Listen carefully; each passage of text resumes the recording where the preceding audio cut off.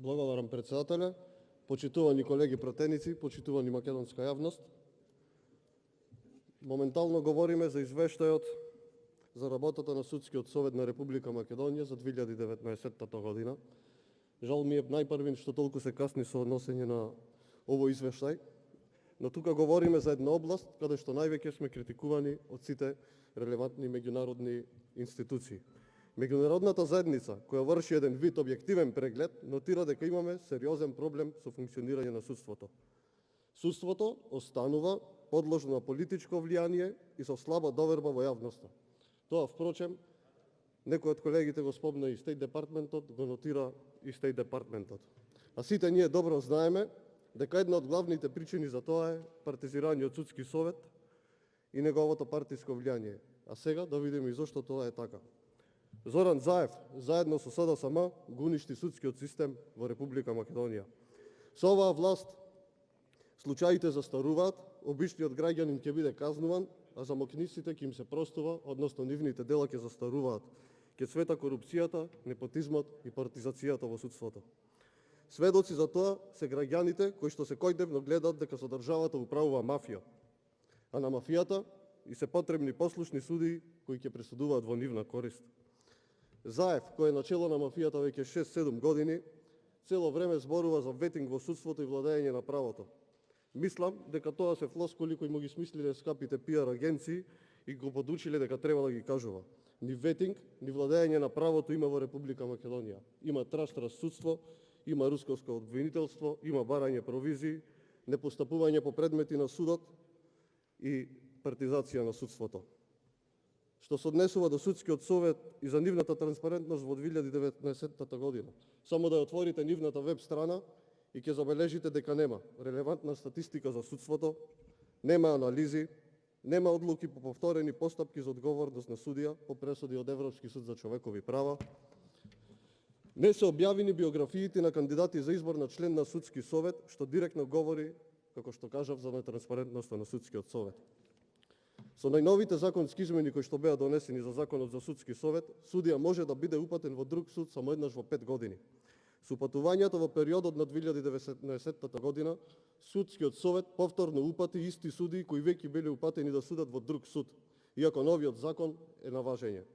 Тоа значи дека за Судскиот совет, новиот закон за Судски совет е мртво слово на хартија.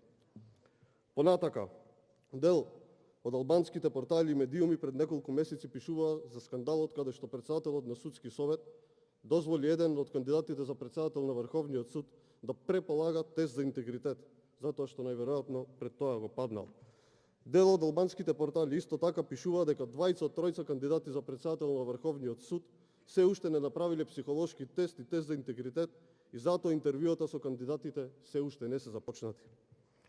Исто така, Судскиот совет ја награди Кацарска за тоа што го ослободи Заев и за тоа што досуди драконски казни во политичкиот процес за настаните од 27 април. Таму луѓе лежат во затвор поради искоз на сведок кој според стручните вештаци дал лажен исказ. Од друга страна, Заев ги награди тие кои што ја водеа оваа хајка, па така денес Добрила Кацарска стана уставен судија со амин на ова собрание. Ако се има во предвид дека досега е познато дека Зоран Заев, лично како премиер, праќал пораки до неговиот советник Башановик, кому му ја исполнува желбата обвинета во меѓународниот сојуз Мандик да ни биде доделен притвор, притоа директно влијајќи на обвинителите и судиите од предметот. Ако се има во предвид дека Заев јавно на аудио снимките се фалеше дека носел трас одлуки селективно да паднат случаи од обвинителството, истите да застарат.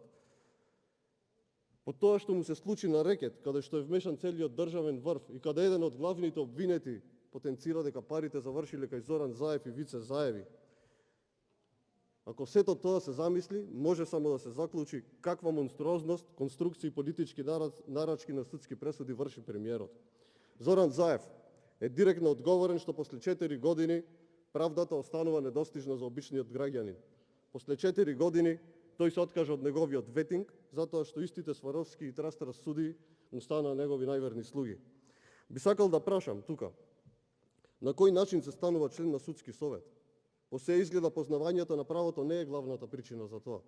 Најверојатно главната причина е да сте партиски член на СДСМ и активист. Секако, предност е ако кандидатите се од Струмица и се во блиски релации со Заев.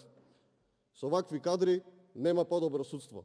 За судскиот совет на Република Македонија беше потребно подолго од 1 година да избере 6 судии на апелациониот суд Скопје, најверојатно чекајќи го политичкиот дел помеѓу партнерите во власта. Во сите извештаи стои дека судството е еден од најгорливите проблеми во Македонија. Со вас нема подобрување на состојбата во судството, ја девалвирате судската фела, се нусат пресуди на бихачка, судиите се тресат пред адвокатите на Заев. Цела држава знае доколку се појави некој од адвокатите на Заев, каква ќе биде пресудата. Впрочем, и премиерот неколку пати на телевизија однапред ги знаеше судските пресуди, најавувајќи кој ќе биде виновен, а кој нема да биде виновен. Како на мафијашките филмови, Заев со адвокатите носат пресуди во Република Македонија. Заев го отвори судството како пупка, се вработа своји пајташи и послушни судии, ги награди со високи позиции. Судиите според судскиот совет по се изгледа се делат на подобни за СДСМ и ДУИ и неподобни за СДСМ и ДУИ. Во Македонија судот е алатка на Зоран Заев. Судскиот совет не реагира на злоупотребите.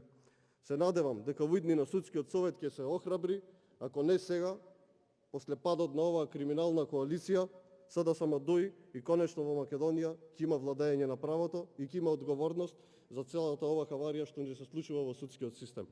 Ви благодарам.